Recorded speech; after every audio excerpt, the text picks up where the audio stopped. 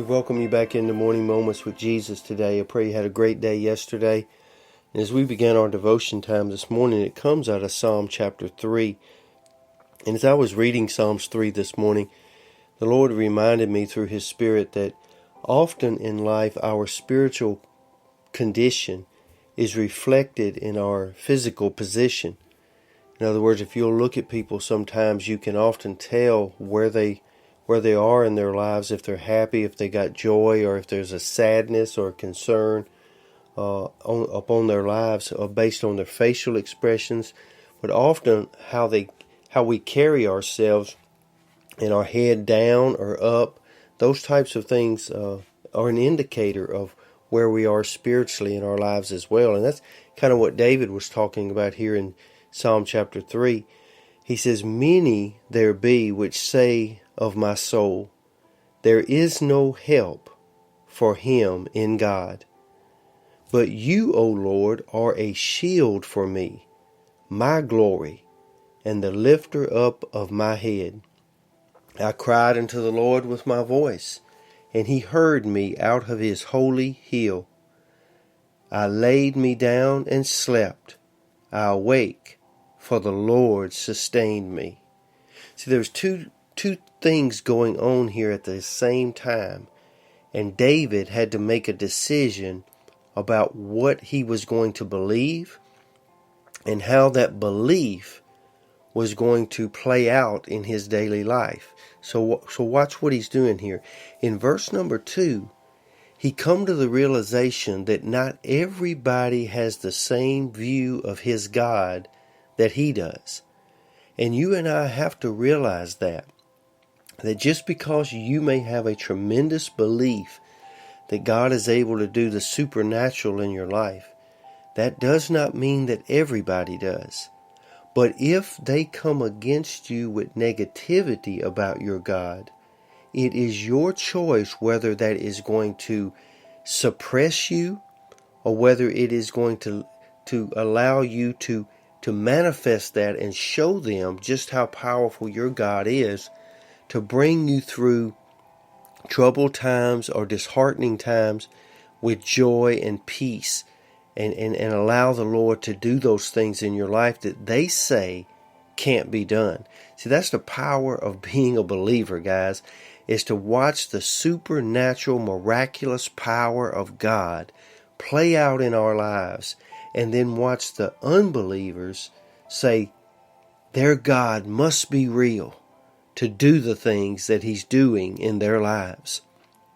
And so in verse 3, he begins to say to God, not to them, but to God, who you are, God, to me. That's what David is saying. He is reaffirming who God is in his life. Listen to what he says. "O Lord, you are a shield for me." When it seems like the whole world is against me, when it feels like there's something caving in on every side, when relationships aren't going right, when jobs aren't going right, when the finances aren't going right, when even those times when everything seems to be going right, but yet I seem to be depressed or discouraged, you are my protector. You protect me from myself. You protect me from the enemy. You protect me from my surroundings. That's who you are, God, to me. So, you being my shield and you being my glory, I'm counting on you today, God, to lift my head up. Don't let me walk around discouraged. Don't let me walk around looking down and miss the beauty of what's around me today. Miss the beauty of the heavens today. Lift my head up, O Lord. And in verse number 4, he says, "I cried unto the Lord with my voice, and he heard me."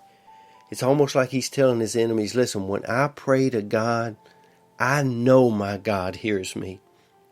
And not only does he hear me, but I am confident that he will give me the desires in which I petition him for. So what's the conclusion? David says in verse number 5, "So I'm going to lay down and I'm going to sleep. And when I awake, I know it is God and God alone who has sustained me. So today, if you're a little discouraged or a little too busy to just look around and enjoy life, you're about your business with your head down and about the task, slow down today. Take just a little while to lift up your head. Allow God to lift it up and see the beauty of what really is around you. God, you're my protector. You're my provider. You're the only one who can lift me up above my circumstances. And I know that when I call to you, you hear me. So I can rest, knowing that when I woke up this morning, it was only you that sustained me through the night. I pray this devotion has been a blessing to you today, and I pray that perhaps you can pass it along to somebody else. Lord's will, we'll see you back here again tomorrow. Until then, I pray a blessing over you.